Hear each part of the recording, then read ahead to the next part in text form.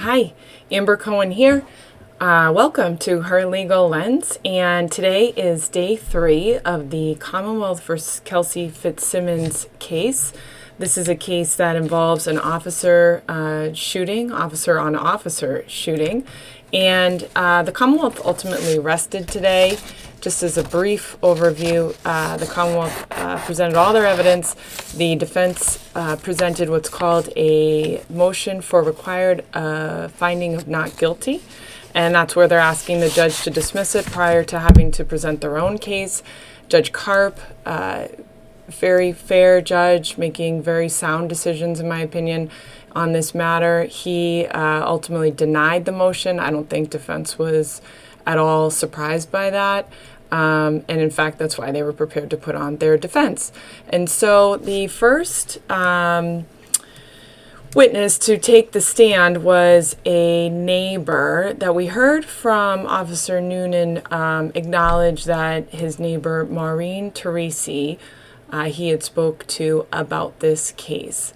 And just to, by way of background, Maureen, this was the first witness by the defense, a neighbor who knows Officer Noonan by way of their dogs because she walks the dogs through the neighborhood, and she in fact recognizes Officer Noonan and by the dog's name. I can't recall the name of the dog off the top of my head.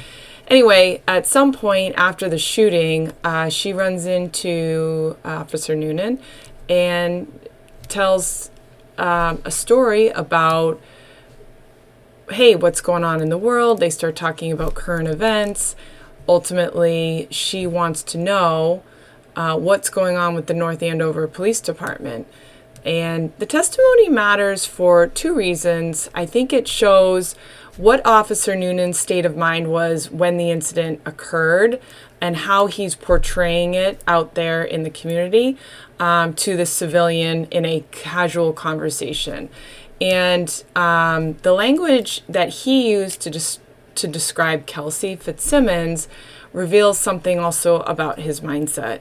The cross-examination really focused in on Teresi's social media context. I guess she's a contributor on the social media world, may have an opinion, it sounds like, as to North Andover Police Department and or Town of North Andover events. She apparently does seem to have a good sense of what's going on in her community.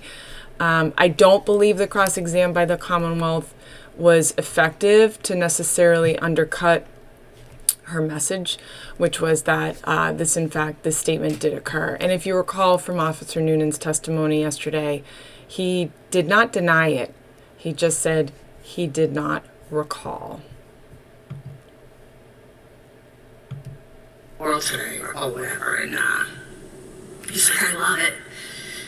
And then I had asked, what's going on with North Andover, the town of North Andover? And he said, what were you referring to when you said that to him? What was going on at the department? As far as, the shooting, the car being shot.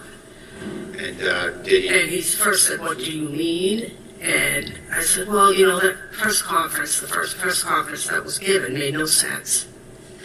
And at that time he said, I'm the shooter. What? You said, I'm the shooter? He said, I'm the shooter. And where did you take that to mean?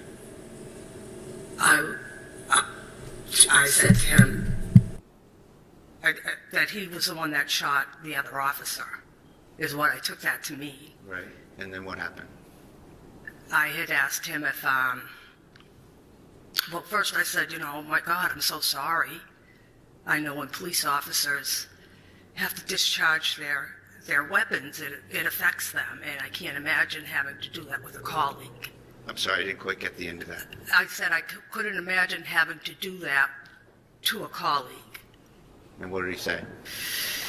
And he had said to me that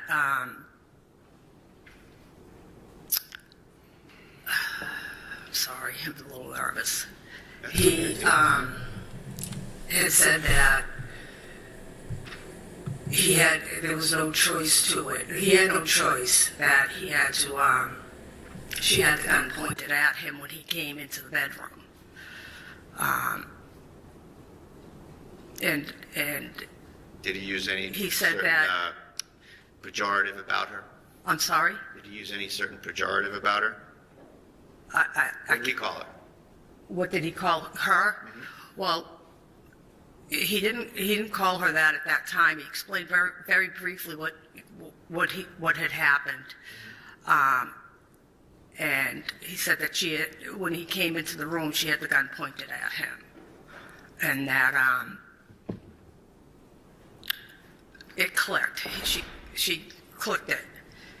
And I said, so there was no bullet there? And he said it clicked, and that he wasn't going to let her get a second shot off, and that he had to shoot her. And I'm like, well, that doesn't make any sense. And I had asked why they went to her house, the three of them went to the house instead of having her go to the station. And why wouldn't they, if they were going to the house to take a baby, why wouldn't they have had some social services there with them? And he said, well, she's a fucking whack job. Oh, sorry. No, I'm sorry. You don't have to apologize. You have to say what was said. Okay. And- And he said that she's an effing, whack job. So was that in response to...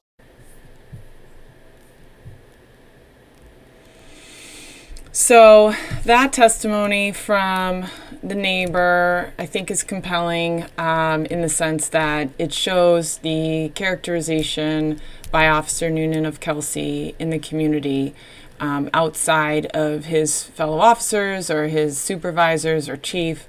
This is how he's portraying her in the community, and I do think that is important testimony that the defense was able to elicit. And again, the Commonwealth really, their cross-exam focused mainly on the fact that she's, a social media keyboard warrior. She comments and certainly tries to get involved in these things, but I don't think that they had really any good punches to say that she's in fact making this up or this is some sort of fabricated story. So then the defense moves on to to bring Lauren Page, who is Kelsey Fitzsimmons' mother, up to the stand. Now, Lauren testified that she actually was with Kelsey prior to the police department coming to serve that restraining order. She was with Kelsey and with the baby. Kelsey was getting upset because she saw that Justin was over at her, at one of their mutual friends' houses, and she was getting anxious and notably upset. And so her mom was there earlier, testified to that. She lives 8 minutes away in Methuen. And Justin, had just allegedly stood her up at the park. So she came home, she called her mom met her over there, kind of calmed her down. Mom left to go back home, and the police department actually showed up about 5 minutes after mom left. And so I think, that was obviously an intense moment for her when she received a follow-up call about, by the time I think she said she just got home by the time she had to turn around. So Lauren turned around and came back to the house. She arrived at around 5:45 p.m. and the police cruisers were outside. And I think the officers were holding Caden, so she took Caden from an officer. And then Justin actually arrived shortly thereafter, at which point he took the baby and passed the baby off to Courtney, his sister. So Lauren did not see Kelsey at all that second round that she came back. Kelsey was already upstairs. She knew Kelsey was upstairs. She could hear her. And then this is ultimately what she heard. Downstairs, did you hear anything coming from the second floor? Just yes or no for now. Yes. Can you tell us what you heard? I heard a gentleman say, Kelsey, no, Kelsey, no. And then 2 gunshots. And can you give us some idea of how quickly those shots were connected to each other? It was Kelsey, no, bang, bang. Did you hear Kelsey say anything from the second floor? No. Could you hear her make? So, raw emotion there, obviously, from her mother, describing the moment that she heard the gunshots and she heard the officer scream out, "No, Kelsey, no," or "Kelsey, no, Kelsey, no." And so it's consistent. That testimony is consistent. Similarly with what Officer Noonan testified to, is he did scream and tell her, "No, don't do it," something to that effect. And so before the shots, which is, important to note that there are some consistencies with all of this testimony that we've heard over the last 3 days. And again, it's not uncommon. This is why we have trials, to determine what actually happened. And so you are hearing things from different perspectives to really find out the truth, right? And to understand it. And sometimes the officer's truth, Officer Noonan's truth, could be that, in fact, he believes what he believes, and Kelsey Fitzsimmons' truth could be what she believes is what she believes, and then somewhere the truth lies, right? We don't have video evidence of this. And so, we are now arriving to the point in the trial where there's a slight break. Attorney Bradel takes his client to discuss briefly whether or not she is going to take the stand. And unsurprising, she takes the stand. I think we discussed this yesterday. She had to really take the stand in order to counterbalance the testimony, the credible testimony, frankly, I believe, of Officer Noonan.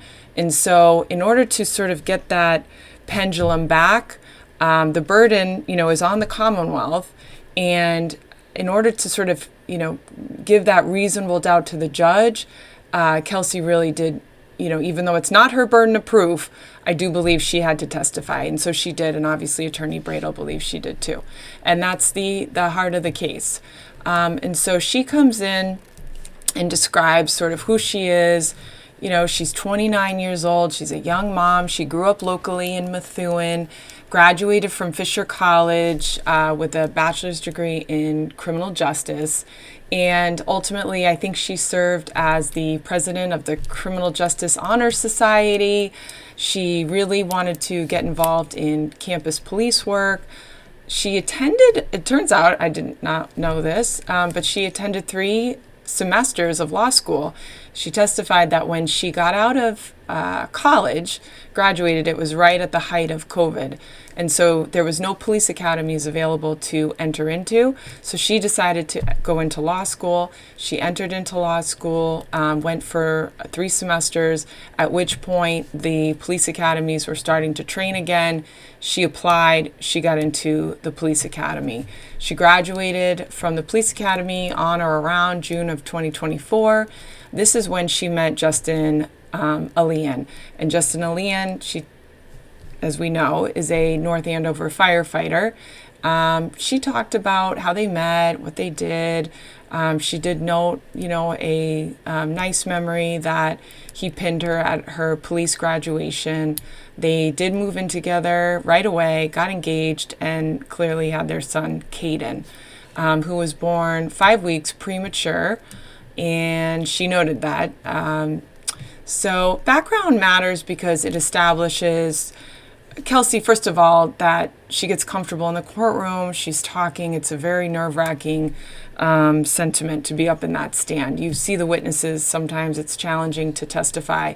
But she also wants to show that she's not a reckless, unstable person. She's lived a good life. She's, obviously a trained law enforcement officer who pursued public service, very much admired the leadership in her police department. She talked fondly of the leadership and the lieutenants, the training officers, had quite a bit to say there, that she had a good relationship with Detective Gordon, who I believe was her drill instructor at the police academy, and it's someone she trained and trusted at the police department.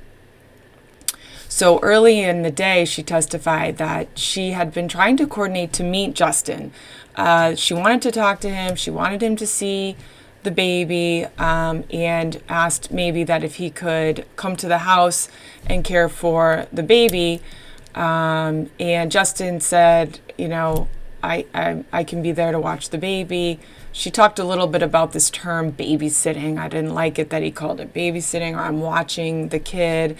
So I think that resonated with some people. It resonated with me, certainly, because, I can see when clients tell me, he needs to watch the kid or something to that effect. And, I do hear parents say that. And of course, it can be off-putting to think that a father is babysitting his own child, right? That's not really what's happening. He's having parenting time with his child, or the mom is having parenting time with her child. It's not a babysitting endeavor. Either way, she says that they had a conversation. They were going to meet at the Common, which is a place that he knew. And she said, okay, I love you, bye. Hung up the phone. She testified that was the last time she has spoken to Justin. And of course, unbeknownst to her, he was in the process of getting a restraining order. And so after she got out of the training with Caden, she was at a CPR training, she testified to. She drove to the Common, and basically he stood her up. He was not there. We know that. And so she drove home. She happened to drive by her friend's house, Hunter, who had Justin at the house. She could see Justin's car. She could see her friend Michelle's car, and I believe Courtney's car, which is Justin's sister. That was alarming for her. You could see that, and I found her testimony to be very credible, in the sense she was telling the story real time, what her thought process was as she drove by this house, and everyone practically in her bridal party was over there, including Justin, and he had just stood her up. So she's starting to get anxious. This is upsetting to her. He's not answering the phone, and clearly he stood her up and didn't go to the park. So I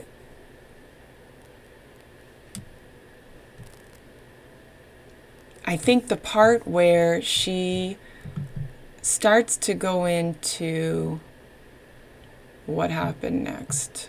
More specific, I'm sorry. Did he take any actions relative to you in terms of your relationship that day? Yes.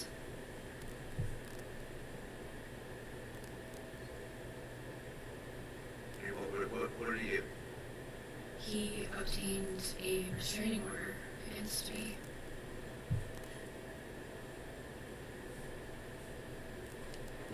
Is it fair to say that he broke up with you via a restraining order? Yes.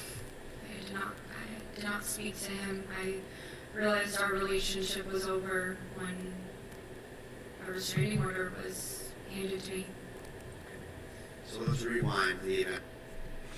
So about 3 to 5 minutes later, when there was a knock on the door, when she got home with Caden, Lieutenant Daly, as we know, Officer Noonan, and Officer Houston came to serve that restraining order. They came in, they handed Kelsey the paperwork, the envelope really, with the restraining order in it, and informed her that Justin had the restraining order. He would be taking custody of Caden.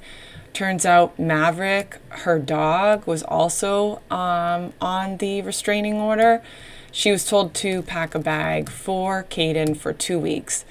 As Kelsey was packing her bag, she testified that there were bottles in the kitchen, diapers everywhere, clothes from upstairs. She was sort of going around everywhere to pack things up.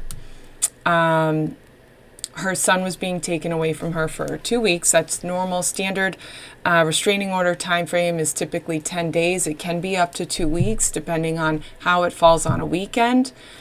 She couldn't work overtime. She testified to. She was nervous about her career, and she basically testified that she was going to be everything was going to be lost in 15 seconds. As I was packing things, I was like, okay, Justin just broke up with me via restraining order. We have a wedding in 4 months. Keaton is not going to be with me for 2 weeks. That's an eternity for a mom, any mom. And everyone was just brushing over the fact that it was 2 weeks. And I was like, 2 weeks without Keaton? And I just kept, in my mind was just going fast, like, I can't work overtime because I have a son now. I can't afford my home by myself without overtime. It was just, I lost everything. Even my doggie was on the restraining order. Maverick, my dog Maverick, was on the restraining order. So, my son. Was he your dog or Justin's dog? He was my dog. So I saw my baby go, my fiancé, my dog, my house. And I knew that was going to be my job too. Because whatever. So you can see that that's some pretty powerful testimony. That was a very emotional moment for her when she's describing what was going through her head as she's packing up the house and realizing what exactly is going on. She's clearly in some sort of state of shock. She went upstairs multiple times. She testified that she was handing officers items to carry down, and really she testified that she was trying to get them to leave her alone. She knew that she was starting to cultivate a plan to be isolated. Her thought process was quick on that piece. And Officer Houston ultimately did go downstairs. Officer Noonan did follow him at one point, a couple steps down, she said. Kelsey did see her a moment, and she said there was a chest in the room, in her bedroom, that she opened up to grab the firearm. And she testified that she saw her moment. She grabbed her gun and held it briefly to her midsection, and ultimately she took a step back, raised it to her temple, and Noonan came back at that point, saw her, yelled to her, "Kelsey, no, Kelsey, no." She pulled the trigger, it clicked. The gun was not loaded and in the chamber, so nothing obviously came from that. It was a blank. But before she could even finish speaking, she had swore because she realized that the gun misfired, and Noonan shot her at the chest. She testified unequivocally that she never pointed the gun or the muzzle towards Officer Noonan, and she never intended to ever harm her fellow officer. Where was your focus in terms of the firearm, the chest, whether Noonan's coming back? Where are you focused? I was just like, hurry up before somebody comes back. And what did you do? I grabbed the gun out of the chest. I put it up to my chest here. So what was going on with you putting it up to your chest? What was that all about? What do you mean when you say you put it up to your Like I just you made a motion to your stomach area, right? Yeah, like I just grabbed it quickly. I bent over, grabbed it, put it here, took 2 steps backwards, and I don't want to make the motion of what I did because Just it's say what you horrible. But I put the gun up to my head, Which hand did you use? my right hand, And where on your head did you put it? Just, you can just describe it. my temple. Okay.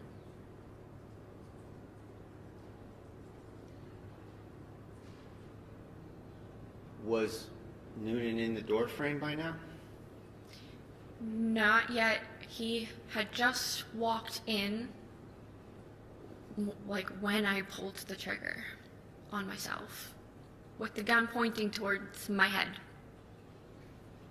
What happened when you pulled the trigger? He said, Kelsey, no. Kelsey, no. I pulled the trigger. I'm sorry, but I said fuck. What happened next? I got shot. How long after you said that did you get shot? I don't even think I got to the K in the word before I was shot. What would that feel like? What part? Getting shot in the chest. Hurt? Did the force of that bullet knock you in any particular direction? It knocked me backwards.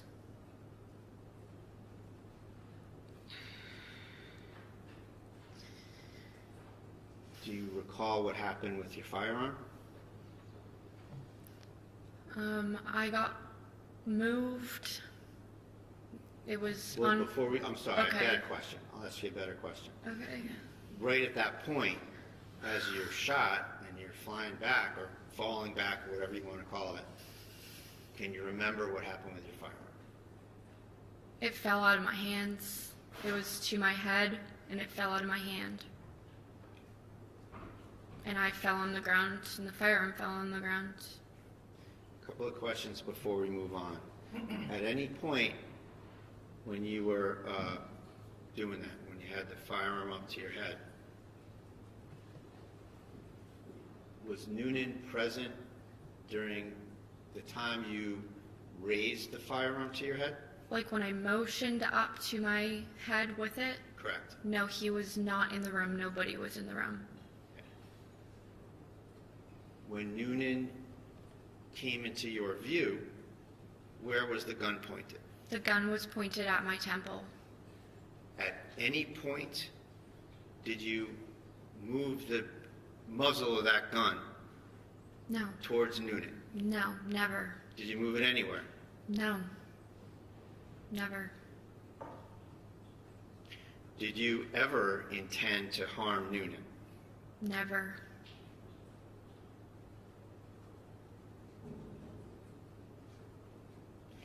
What did you know about Noonan's kind of personal circumstances in your time getting to know him? He was like, so he was a cop for a long time, and I was considered like a rookie. And like after I had like a few really bad calls in a row, and everybody kind of knew it, and the senior guys would like check in on me and give me advice, and he was one of those people, and he told me his own personal experience with like calls and how to handle them when they're bad. So, what was his family situation? I've met his wife.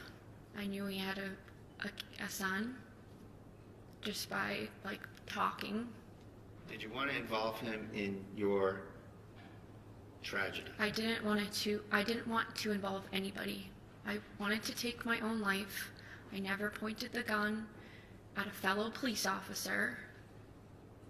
It never happened. So this is really the single most important statement that Kelsey could have made during the case, that it never happened.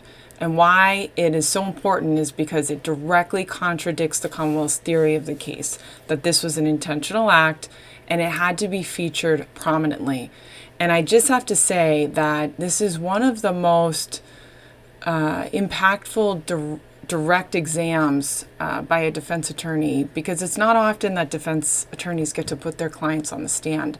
And so, although defense attorneys are usually very good at cross-examinations, direct exams are a little more challenging in the sense with a client because it doesn't happen very often. Attorney Bradel here was so poised. He was so calm. He didn't rush his questions. He allowed time and silence to sit in between his questions and her responses, and it was just so powerful.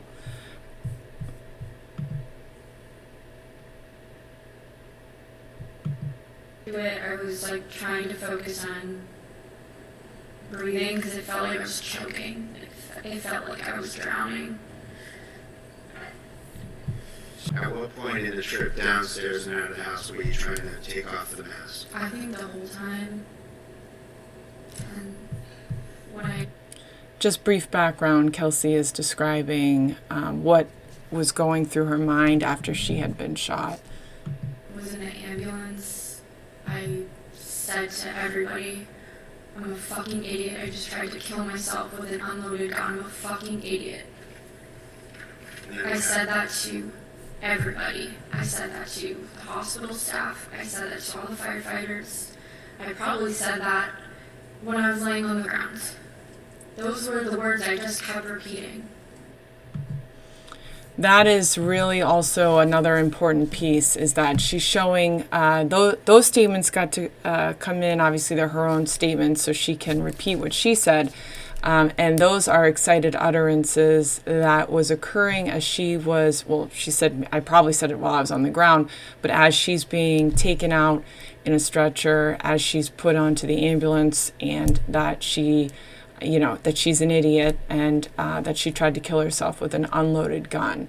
And again, I think that goes to show really that it's evidence of her state of mind and what she was going through in that moment, and that she obviously had zero intent to hurt or shoot at Officer Noonan. I didn't cut the clip, but Officer Kelsey did discuss a portion where she actually knows that guns are a threat, firearms are a threat. And so she intentionally waited for Officer Noonan to leave the room. She was not going to try to have him shoot her intentionally for the sort of a suicide by cop situation. She said that's an incredibly selfish move. She never would want to put that on him. She did testify to that. That was not her intentions. Her intentions were to take her own life outside of him seeing that, and ultimately not to affect her. Now, again, not clear thinking, right? We know that the suicide thoughts are not clear thinking, but she testified clearly that that is what she was thinking. So the cross-examination that was performed by the Commonwealth, honestly, it was brief. It, in my opinion, did not land any kind of decisive blow against the case. They did not discredit her in any way that I believe, would have sort of meaningfully impacted the judge's decision as to whether or not there was intent. Ironically, I thought about this as I was listening to her testimony, and that is that, the irony of this entire case is that Officer Noonan, by shooting her where he did, probably saved her life. Because if we think about the fact that either one, the gun wasn't empty, she would have died. Two, had she been able to leave, have the officers leave her, she had a gun, in her chest that ultimately she could have taken her own life. And so, not that there should be a silver lining in this case, because this is obviously a tragic case, but to some extent, I do think that Officer Noonan probably did save her life. And I'm not so sure. I know he testified yesterday that the first shot went off. He didn't know. I'm not so sure that, with his expert and obviously many years firearms that wasn't a warning shot slash, and the next shot that he got off was intentional, because he obviously did not shoot to kill her, right? That did not happen.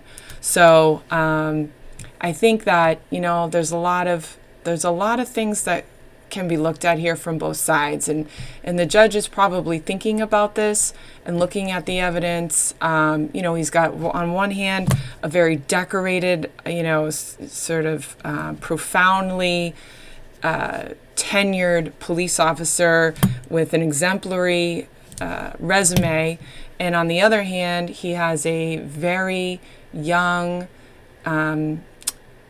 rookie, by her own words, rookie officer who has just had her entire life ripped away. Both of them appear very credible. They both testified credibly. I don't really think that, although I do believe that the defense got some pieces from Officer Noonan as to why he is being rewarded for what he's saying, I still believe that instinctually he believes that's what happened. So it doesn't mean it's right. I don't think he's lying. And, with Kelsey, I think you can see the raw emotion. I don't think she's misstating it from her angle either. And this is what a judge has to do. They has to weigh it and then figure out what makes sense in this situation.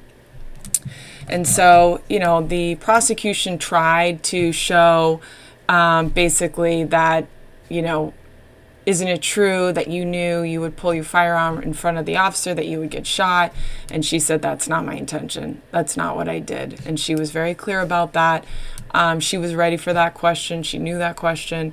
But lastly, the prosecutor was asking her about, that he was trying to establish that she was angry, and that the anger was directed at Justin and not the police. And she agreed with that. She said, I'm not even sure if I had fully digested what was happening at that moment to be angry, but if I was, it was at Justin. It wasn't at the officers. I was not angry at the officers. So again, to me, I feel like that landed to her to support her, in the sense that she was not gaining any ill will or anger with the police department for serving that restraining order.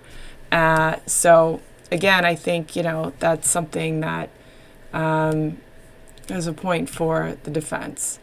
Now, the judge has to analyze all of the facts that, let me back up a second. After she gets off the stand, the defense rests. What ultimately happens is they go to sidebar to talk about whether or not they're going to the view.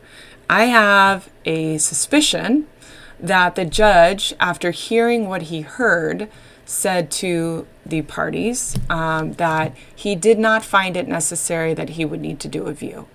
And so it would, be obviously, if the defendant wanted to have it happen, that just to let him know, they would still do it, but otherwise, they would waive that. So they did take a break, and they came back, and the defense said that they would leave it to the judge's discretion, and if the judge found that he didn't need to go to the home, that they would not request the view, and they would waive that. And so that's what happened. So now we get into sort of the legal analysis piece, the assault by means of a dangerous weapon. The judge has to, the Commonwealth, I should say, has to prove something happened, and they have two different ways to show what happened. Now, the attempted battery. So to convict Kelsey Fitzsimmons on this theory, the Commonwealth has to prove 4 elements beyond a reasonable doubt. And first, that Kelsey intended to commit a battery upon Officer Noonan. That is an offensive touching or one likely to touch his body. And that is an offensive touching. So second, that she took some overt step to accomplishing that intent. Third, that she came reasonably close to doing so. And fourth, that she did so with a dangerous weapon. Now, obviously, the first element is the element that I believe the case has fallen apart. I believe that the defense was able to prove that, not that they have to prove anything, but I think they were able to show the Commonwealth has not met the burden. And so did Kelsey intend to commit the battery upon Officer Noonan? I don't think that that was met. Every piece of evidence showed that she, in fact, no way wanted to intend to harm these officers. First of all, she lied about the gun's locations in order to retain her gun. She told the officers the guns were in the basement. So she's trying to get the officers away from her. She waited until both officers were out of the bedroom. She never moved the muzzle towards the officer. If you credit her testimony, I understand Officer Noonan said yesterday that she absolutely did. However, if her testimony today is that she did not do that, and her repeated statements to the first responders to say, I'm an idiot, I just tried to kill myself with an unloaded gun. Powerful statements made.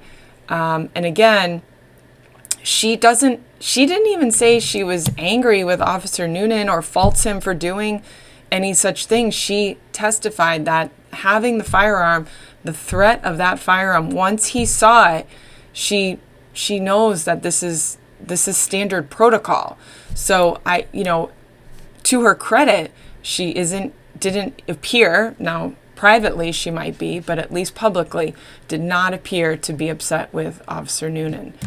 The second way the state can prove their case is immediately threatened battery. So to convict on this theory, the Commonwealth has to prove 3 elements. 1, Kelsey intended to put Officer Noonan in fear of imminent bodily harm, or an immediate battery, excuse me.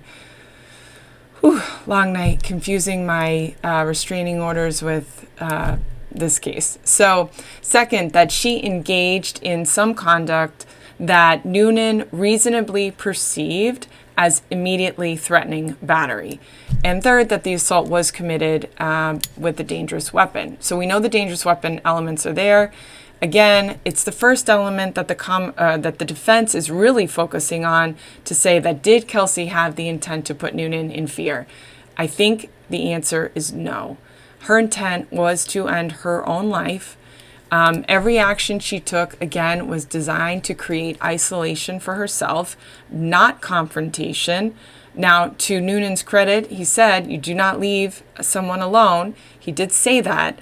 The only reason why I think there's a possibility that this was a chance that Kelsey was left alone is the familiarity between these people. They worked together. And I believe that it's possible that Officer Noonan may have let his guard down even to a second, which allowed her to take that opportunity. And I'm not suggesting he did. I know he said he didn't do that. But again, that familiarity between the two of them could have allowed him to sort of reduce his guard to enough to where she took the opportunity to try to kill herself. And for her sake, I'm relieved to know that it didn't happen. It didn't work out. And so obviously a person in the act of a suicide attempt is not intending to harm the officer. She's intending to self-harm. And so that would put that element to bed. There's no intent there. And the law requires intent directed at the victim, not merely conduct that happens to frighten someone. So that's an important distinction. So bottom line on the intent is that both theories require the Commonwealth to prove that Kelsey did in fact intend, that the intent was directed at Officer Noonan. I just think that the evidence really overwhelmingly did not show that. I think it showed that her intent was really directed at self-harm. And this was a fatal flaw in the Commonwealth's case. I think that the judge, I don't know if the judge is going to be able to bridge that gap. I did note that the judge at the end of the day said, hey, closings tomorrow, 30 minutes each. Let me tell you what I'm not going to hear. I'm not going to listen to character assassinations on both sides. I don't want to hear it. Keep it to the elements of the case and present your case. And to me, that's a signal from this judge that he has most likely heard what he needs to hear in order to make his decision. Now, obviously, he's contemplating, but closings aren't evidence. So he's heard the evidence. He could potentially be writing his decision tonight, tomorrow morning, and hear the closings. It could turn him, potentially, if someone's able to loop together the evidence that ultimately makes him say, oh yeah, maybe that is true. But based on the case that I saw, I think that the judge is signaling here that I don't think the Commonwealth has met their burden. And, it could be way off, but to me, that's what I see. So, just kind of closing out the episode here to talk a little bit about the end of this case. I mean, I just want to bring it back to a human level. We deal with separations, family disputes, custody disputes, mental health crisis. It's often said that these courts and family courts are emergency rooms for the legal system. And you can see it here. I mean, this case is really highlighting how quickly something can happen. Kelsey took the stand today and told the court a completely different story about what happened between her and Justin and that baby. I did not get the sense from her testimony that that baby was ever in danger. Now, certainly was she in some mental health crisis at the end of that? Yes. I don't know what happened. We don't know because the judge excluded most of that evidence as to what was, how that restraining order was obtained. So what facts were elicited there, and ultimately why he was able to obtain a restraining order that included the custody of the son. And I have to say that, these are really hard decisions for judges. When someone goes in ex parte, fills out an affidavit alleging facts that state that someone else is a danger to either themselves, they're in imminent fear, or a child on their behalf, right? So OBO, on behalf of, he went into that court seeking this order on behalf of their son and was able to obtain it. And so I don't know what the facts were behind that, but either way, these are real issues that the courts face. And I don't fault the judge who issued this ex parte order, because if the judge heard facts alarming enough to where, ooh, this is scary, I want this child to be safe, they're going to issue an ex parte order to make sure that that child is safe. Sometimes if judges don't know what's happening, they'll mark it for a really short date and say, everyone get into this courtroom. I want to hear what's going on. I need to hear from the other side. I'm not going to issue this without hearing from the other side. And in a case where you have a 4-month-old baby, maybe that should have been done, but I don't know what was said. So it's unclear until we know more, which we probably will if we follow the family matter. So lastly, I think, when we're looking at what really matters when you look into this law, into what the Commonwealth is trying to prove, and that is, and Kelsey stated clearly from the stand today that she never wanted to hurt Officer Noonan. That was never her intent. And I hope Officer Noonan got to hear that, because I do believe that he's rattled from this shooting, as any person would be. And maybe he heard that, and maybe that can give him some peace to know that she was not trying to kill him. And in fact, she's not mad at him for shooting her.